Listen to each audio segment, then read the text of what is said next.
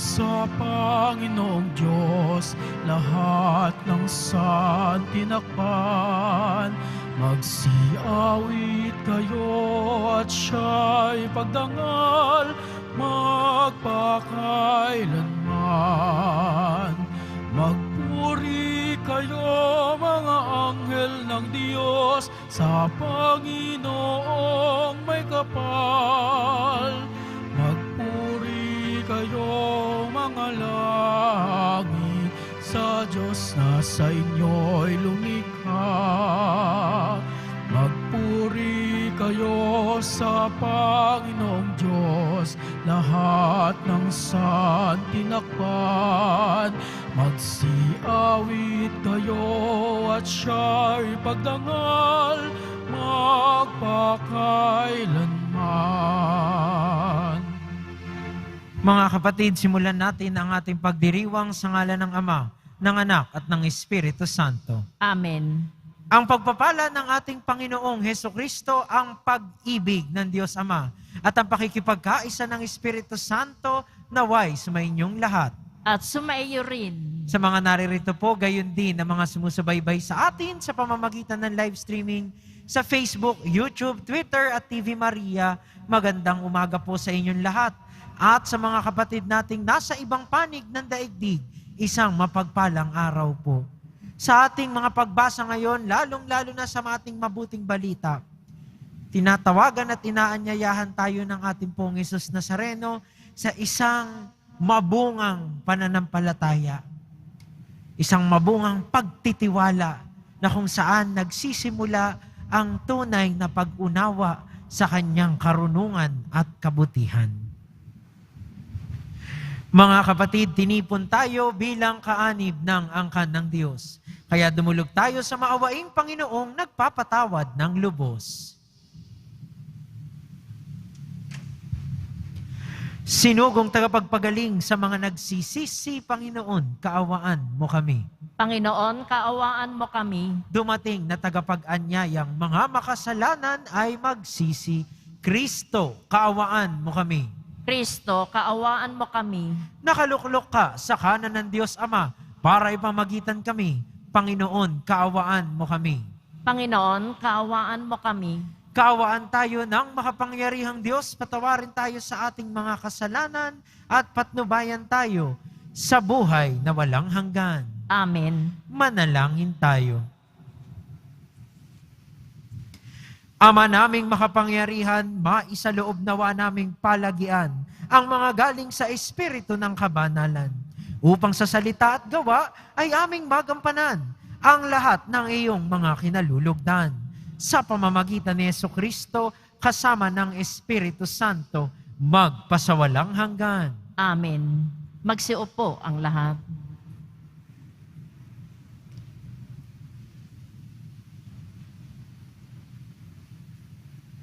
Ang simula ng aklat ni Sirach. Mula sa Panginoon, ang lahat ng karunungan at iyon ay taglay niya magpakailanman. Sino ang makabibilang ng butil ng buhangin sa dagat, o patak ng ulan, o ng araw, sa panahon na walang pasimula at walang katapusan? Sino ang makasusukat sa taas ng langit o sa lawak ng lupa? Sino ang makakaarok ng kalaliman ng dagat at sino ang makakasaliksik sa karunungan? Bago pa likhain ang alinmang nilalang, nilikha na ang karunungan at ang tunay na pagkaunawa.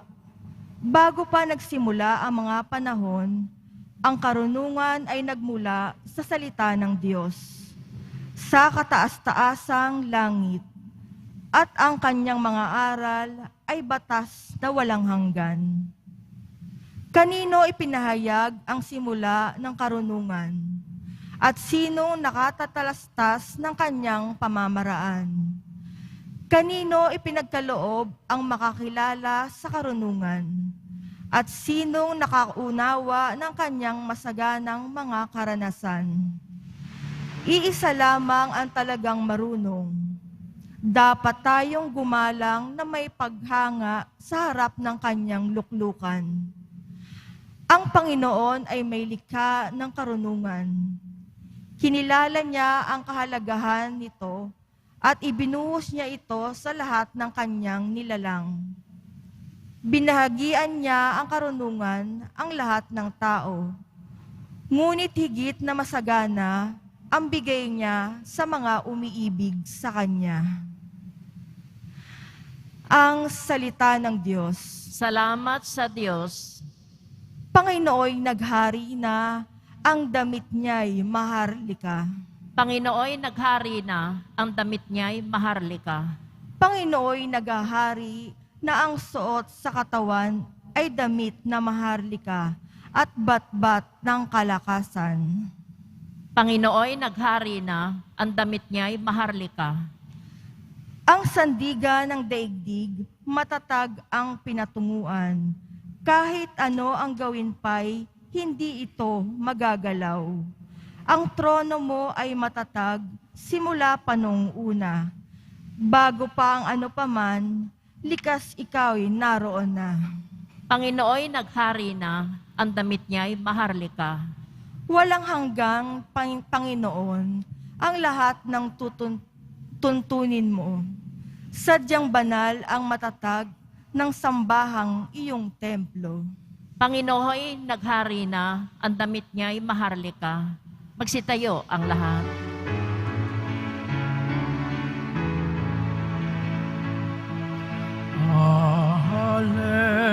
Hallelujah, hallelujah, hallelujah, hallelujah.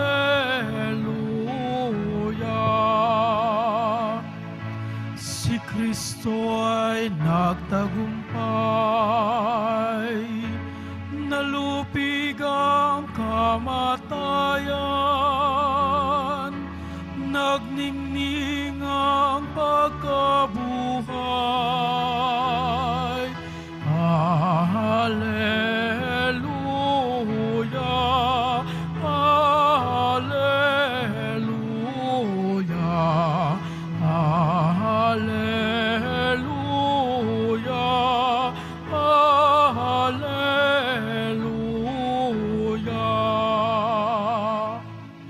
Sumainyo ang Panginoon. At sumaiyo rin. Ang mabuting balita ng Panginoon ayon kay San Marcos. Papuri sa iyo, Panginoon.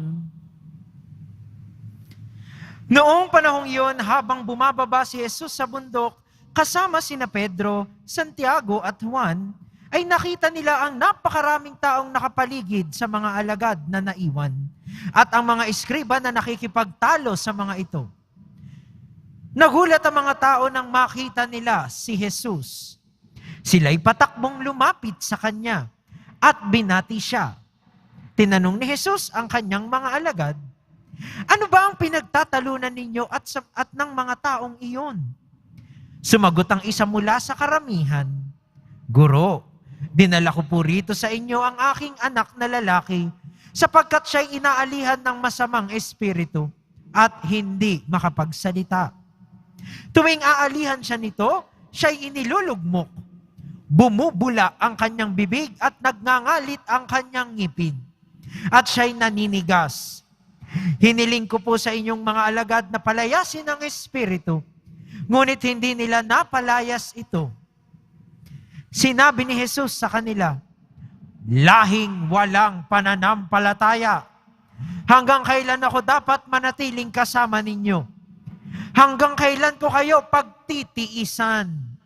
Dalhin ninyo rito ang bata." At dinala nga nila ito sa kanya. Nang si Jesus ay makita ng espiritu, biglang pinapangisay nito ang bata. Ano pat napalugmok ito sa lupa at gumugulong-gulong na bumubula ang bibig. Kailan pa siya inalihan ng masamang espiritu? Tanong ni Jesus sa ama. Mula pa po sa kanyang pagkabata, tugon niya. Madalas siyang ihagis nito sa apoy at sa tubig upang patayin. Kaya kung may magagawa kayo, mahabag po kayo sa amin at tulungan ninyo kami. Kung may magagawa, ulit ni Jesus, mapangyayari ang lahat sa may pananalig.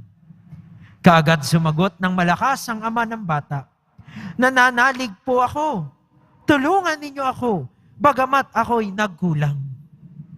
Nang makita ni Jesus na dumaragsa ang mga tao, pinagsabihan niya ang masamang espiritu.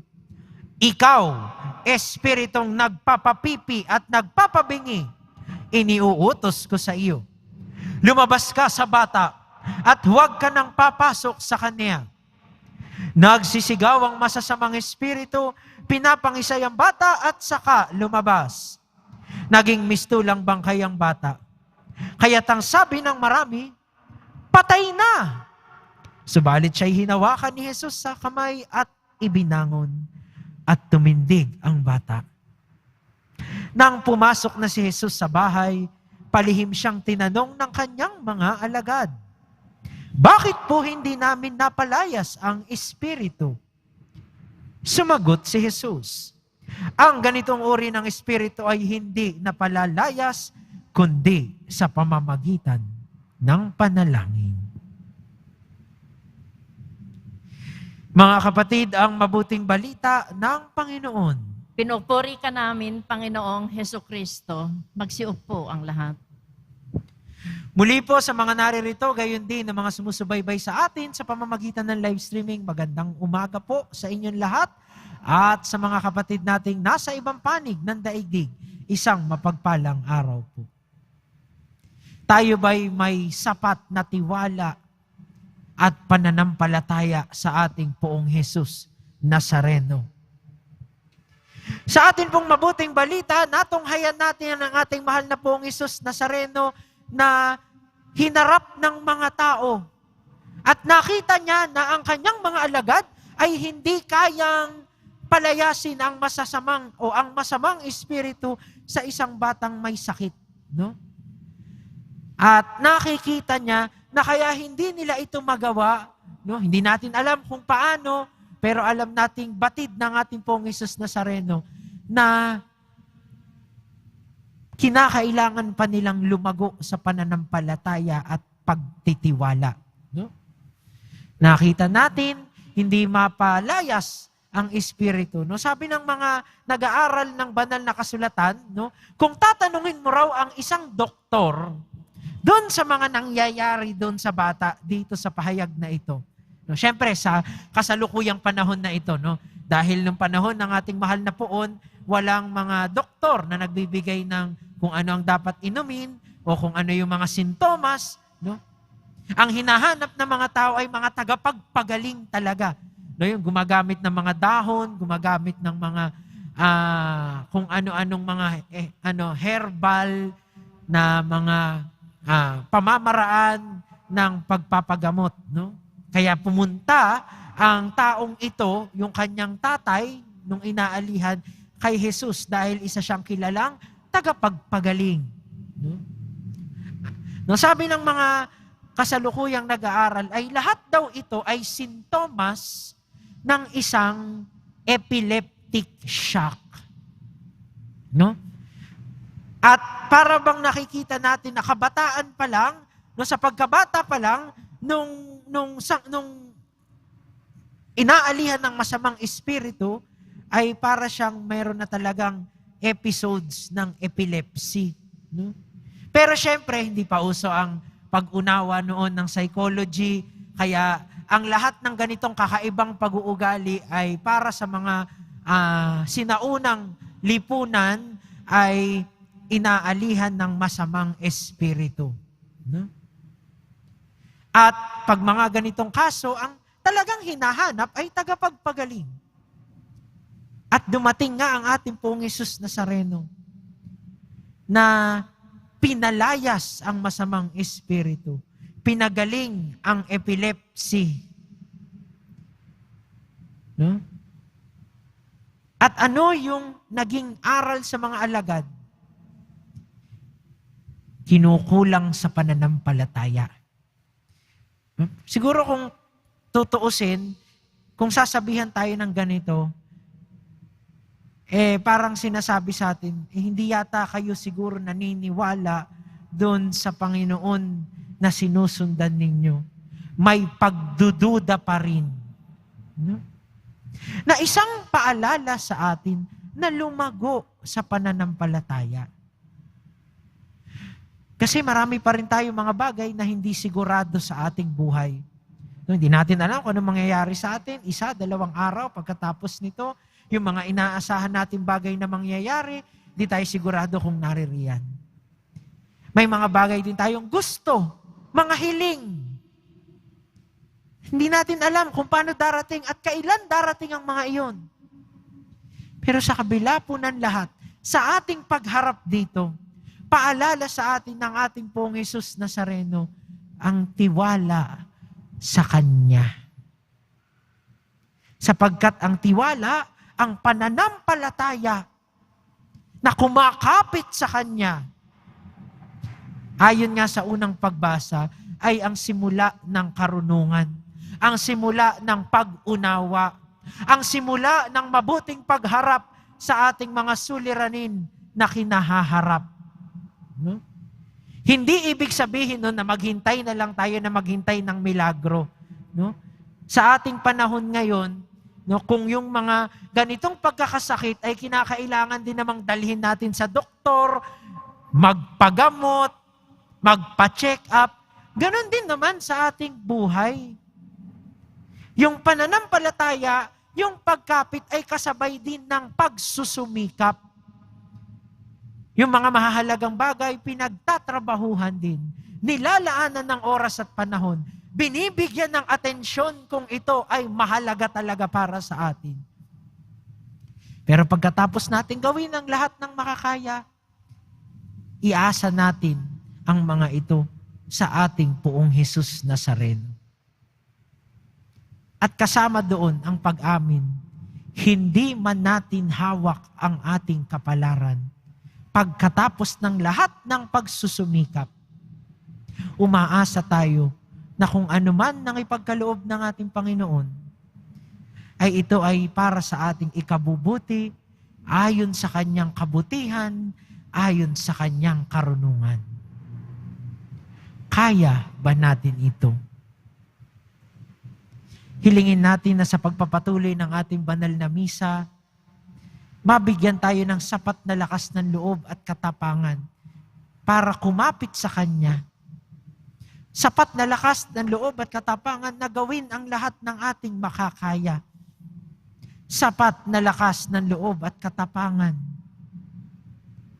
na pagkatapos ng lahat, ang ating pag-asa ay nasa Kanya. Mahal na Poong Jesus Nazareno, maawa ka sa amin. Magsitayo ang lahat.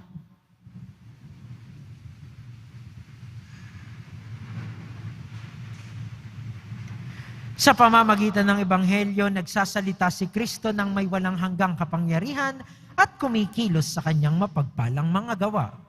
Panginoon, tulungan mo kami sa aming kahinaan. Panginoon, tulungan mo kami sa aming kahinaan. Ang simbahan naway patuloy na magturo ng katotohanan ni Kristo at labanan ang kasamaan sa ating panahon. Manalangin tayo. Panginoon, tulungan mo kami sa aming kahinaan.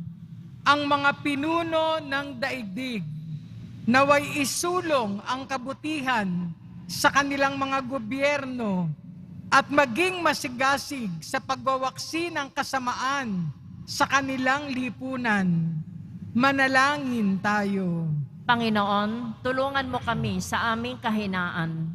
Tayong lahat naway hindi manghinawa sa ating buhay panalangin upang hindi maghari ang mga masasamang espiritu sa ating buhay. Manalangin tayo. Panginoon, tulungan mo kami sa aming kahinaan. Ang mga may sakit at yaong mga nagdurusa sa bawat uri ng karamdamang pangkaluluwa at pangkatawan, naway lumaya mula sa kanilang mahirap at malungkot na kalagayan. Manalangin tayo. Panginoon, tulungan mo kami sa aming kahinaan.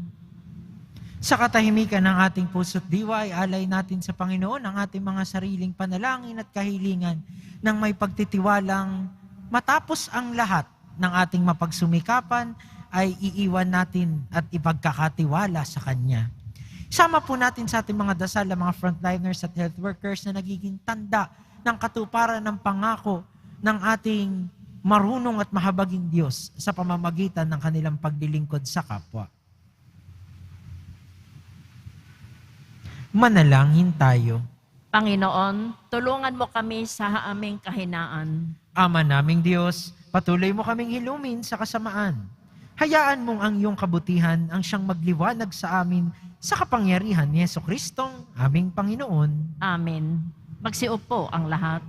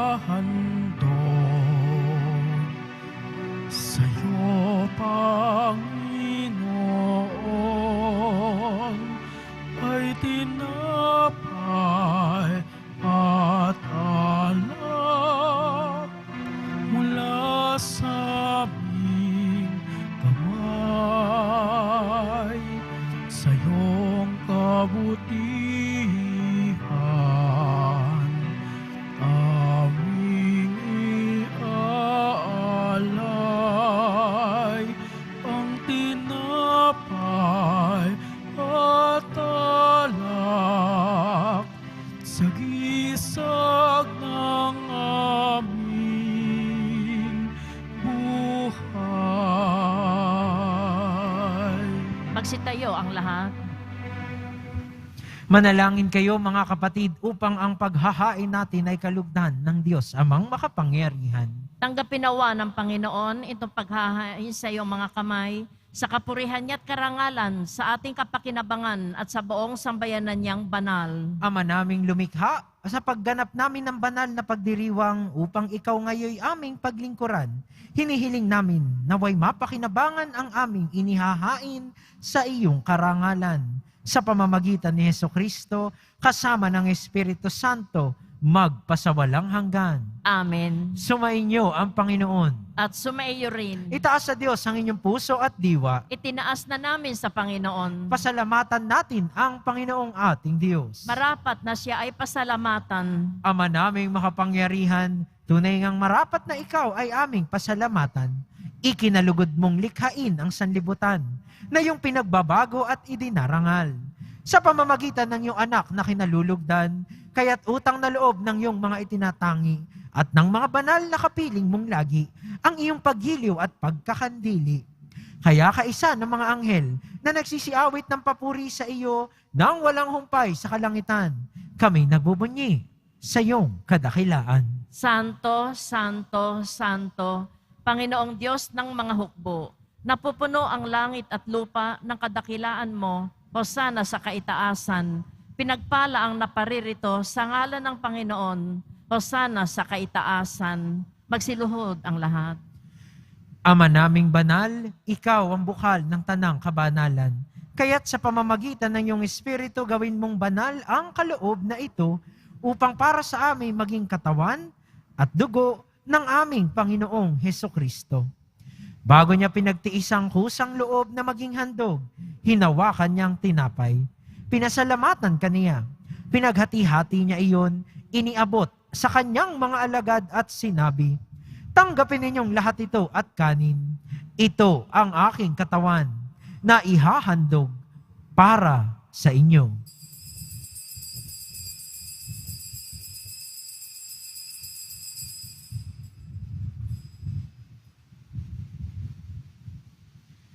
Gayun din naman, nung matapos ang hapunan, hinawakan niya ang kalis. Muli kanyang pinasalamatan. Iniabot niya ang kalis sa kanyang mga alagad at sinabi, "Tanggapin ninyong lahat ito at inumin. Ito ang kalis ng aking dugo ng bago at walang hanggang tipan. Ang aking dugo na ibubuhos para sa inyo at para sa lahat, sa ikapagpapatawad ng mga kasalanan. Gawin ninyo ito sa pag-alala sa akin.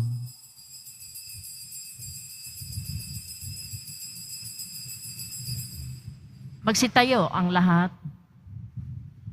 Ipagbunyi natin ang misteryo ng pananampalataya. Si Kristo'y namatay, si Kristo'y nabuhay, si Kristo'y babalik sa wakas ng panahon. Ama, ginagawa namin ngayon ang pag-alala sa pagkamatay at muling pagkabuhay ng iyong anak. Kaya't iniaalay namin sa iyo ang tinapay na nagbibigay buhay at ang kalis na nagkakaloob ng kaligtasan. Kami nagpapasalamat dahil kami iyong minarapat na tumayo sa harap mo para maglingkod sa iyo. Isinasamo namin kaming magsasalo-salo sa katawan at dugo ni Kristo ay mabuklod sa pagkakaisa sa pamamagitan ng Espiritu Santo. Ama, lingapin mo ang iyong simbahang laganap sa buong daigdig. Puspusin mo kami sa pag-ibig. Kaisa ni Francisco na aming Papa at ni Jose na aming Obispo at ng Tanang Kaparian. Alalahanin mo rin ang mga kapatid naming nahimlay nang may pag-asang sila'y muling mabubuhay. Gayon din ang lahat ng mga pumanaw. Kaawaan mo sila at patuloyin sa iyong kaliwanagan. Kaawaan mo at pagindapatin kaming lahat na makasalo sa iyong buhay na walang wakas. Kaisa ng mahal na Birheng Maria na Ina ng Diyos, ng kabiyak ng puso niyang si San Jose, kaisa ng mga apostol ni San Juan Bautista at ng lahat ng mga banal na namuhay dito sa daigdig ng kalugod-lugod sa iyo, maipagdiwang nawa namin ang pagpupuri sa ikararangal mo sa pamamagitan ng iyong anak na aming Panginoong Hesukristo. Sa pamamagitan ni Kristo, kasama niya at sa Kanya, ang lahat ng parangal at papuri ay sa iyo, Diyos Amang makapangyarihan, kasama ng Espiritu Santo, magpasawalang hanggan. Amen.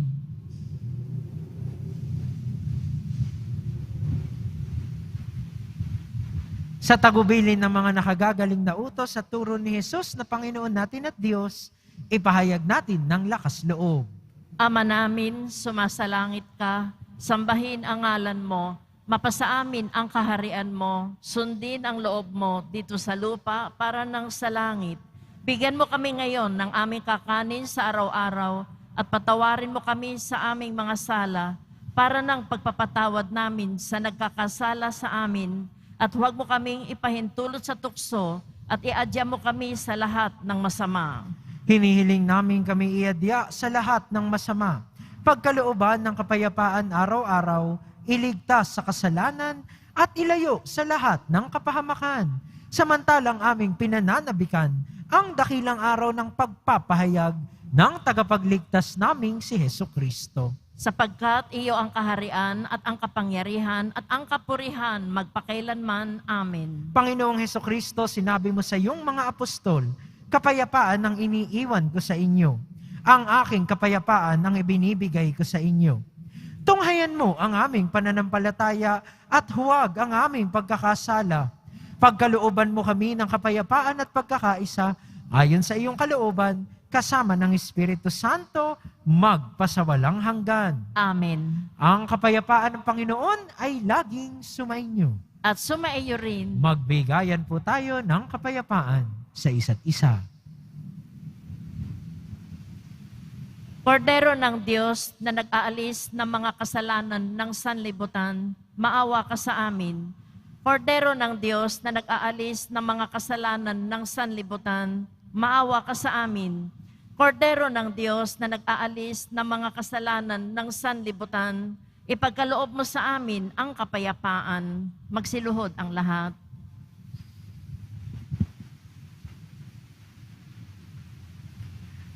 Mga kapatid, ito ang kordero ng Diyos. Ito ang nag-aalis ng kasalanan ng sanlibutan. Mapalad ang mga inaanyayahan sa kanyang piging. Panginoon, hindi ako karapat-dapat na magpatuloy sa iyo, ngunit sa isang salita mo lamang ay gagaling na ako. Katawan ni Kristo. Amen.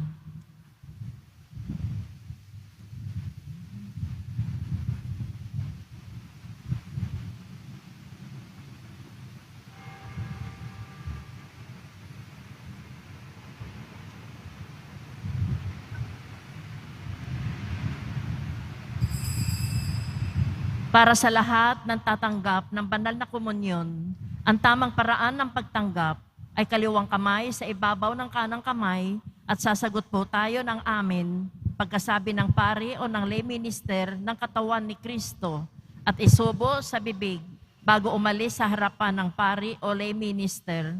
Sumunod po tayo. Maraming salamat po.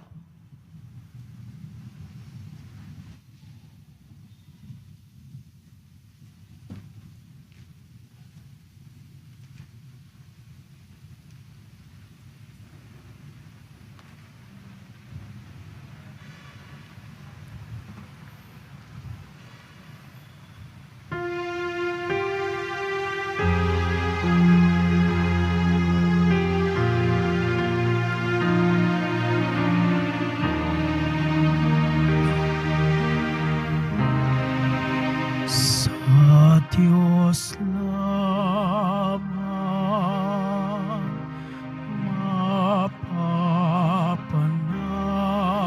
mapapanatag ang aking kaluluwa. Sa Kanya nagmumula ang aking pag-asa at kaligtasan.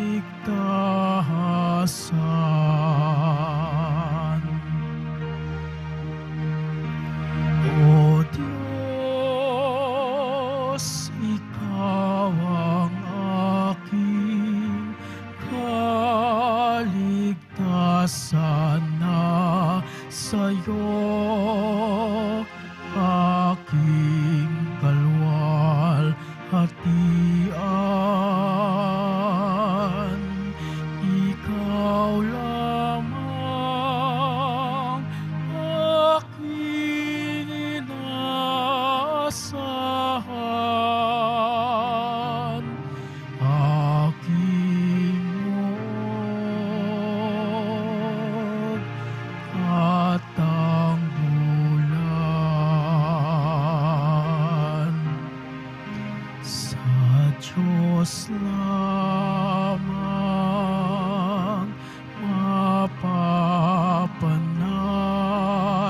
mapapanatag ang aking kaluluwa. Sa Kanya nagmumula ang aking pag-asa at kaligtasan.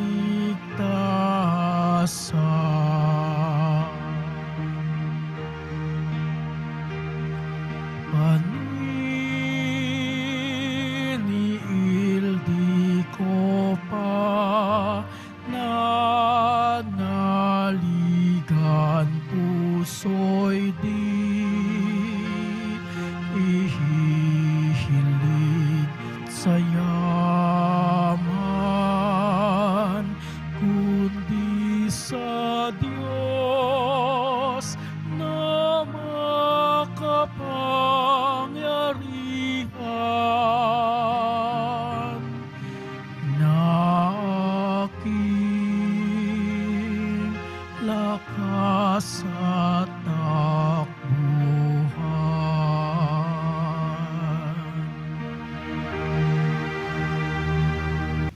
Manalangin tayo. Ama naming mapagmahal, ipagkaloob mong aming mapakinabangan ang dulot na kaligtasan ng aming pinagsaluhan bilang sangla ng iyong tiyak na pagsagip sa tanan. Sa pamamagitan ni Hesukristo, kasama ng Espiritu Santo, magpasawalang hanggan. Amen. Sumainyo ang Panginoon. At sumaiyo rin. Magsiyuko para sa pagbabasbas. Mahal na pong Jesus Nazareno, inihayag mo sa pamamagitan ng krus ang walang maliw na pag-ibig ng Diyos sa sangkatauhan. Pakinggan mo ang kahilingan ng iyong angkan na nagsusumamo sa iyo. Makamtan nawa nila ang iyong katugunan at tanggapin ang kasagutan na may utang na loob na tinatanaw. Basbasan din po ninyo ang mga daladala nilang mga imahen at dasalan. Sa pamamagitan ng bendisyong ito, naway maalaala nila ang mga pangako nila noon sa binyag, na ikaw ang kanilang iibigin at paglilingkuran bilang Panginoon, magpasawalang hanggan. Amen. At pagpalain nawa kayo ng ating makapangyarihan at mapagmahal na Diyos, Ama, Anak, at Espiritu Santo. Amen. Tapos na ang misa, humayo kayong dala ang pag-ibig at kapayapaan ng ating Poong Jesus Nazareno. Salamat sa Diyos. Magandang umaga po sa inyong lahat.